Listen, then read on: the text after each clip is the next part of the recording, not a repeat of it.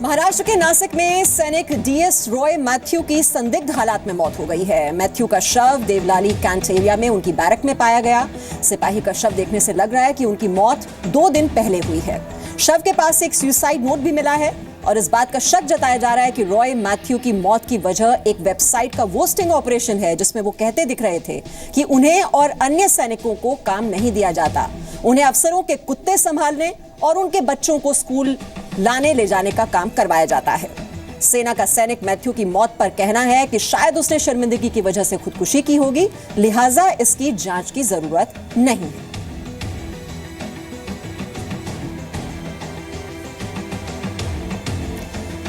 और आर्मी के मृत सिपाही रॉय मैथ्यू, आपको बता दें, केरल के कोल्लम के रहने वाले थे। मैथ्यू के परिवार वालों को भी अब तक नहीं पता चल पाया है कि आखिर मैथ्यू की मौत कैसे हुई। हालांकि मैथ्यू की पत्नी ये खुलासा जरूर कर रही हैं कि उनके पास एक ऑफिसर का फोन आया था जो पूछ रहे थे कि क्या मैथ्यू घर पर हैं।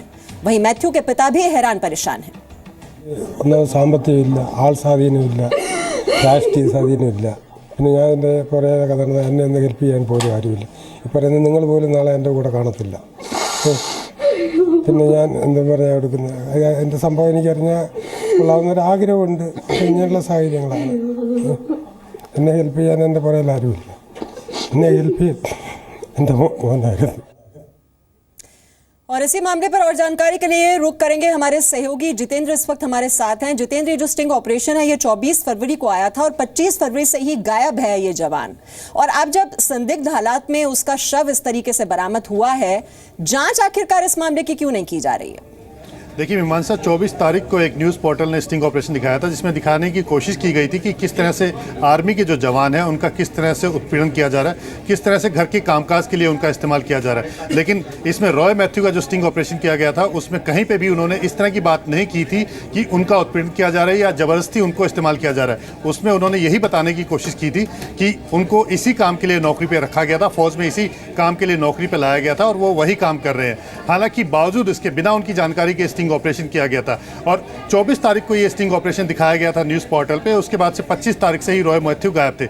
हालांकि उन्होंने इस बीच अपने घर पर जरूर बात करके कही कि वो एक स्टिंग ऑपरेशन दिखाया गया है जिसके बाद से वो काफ़ी परेशान है और उसके बाद से उनका किसी तरह का कोई अता पता नहीं था। अब सवाल इसमें यह भी उठता है कि आखिरकार अगर वो स्टिंग ऑपरेशन सही था तो उस न्यूज़ पोर्टल ने उस पूरे न्यूज़ को ही अपने पोर्टल से क्यों गायब कर लिया। हालांकि आर्मी ने अपनी इंक्वायरी की है, उसमें उन्होंने ये बताया कि जो न्यूज़ पोर्टल ने जो स्टिंग ऑपरेशन दिखाए थे उसमें सबके चेहरे ब्लर किए गए थे, यानी कि किसी की पहचान नहीं हो पा रही थी। और लेकिन 25 तारीख को ही रॉय मैथ्यू गायब हो गया था और किसी को भी इसके बारे में नहीं पता था।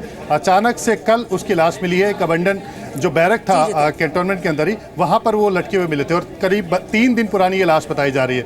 हालांकि आर्मी का जरूर ये कहना है कि सुसाइड हो सकता है, लेकिन उसमें उनका यही कहना है कि स्टिंग ऑपरेशन क्योंकि बिना उनकी जानकारी के किया गया था, हो सकता है कि इसी वजह से उसने ये कदम उठाया हो। जी, तो आर्मी का जो वर्जन है वो अभी तक यही है कि ये हो सकता है कि खुदकुशी का ये मामला हो, लेकिन अभी भी कई सवाल यहाँ पर खड़े हो रहे हैं कि कहीं स्टिंग ऑपरेशन ने तो जान नहीं दे दी इस आर्मी के जवान की। बहुत बहुत शुक्रिया जानकारी देने के लिए जितेंद्र आपका।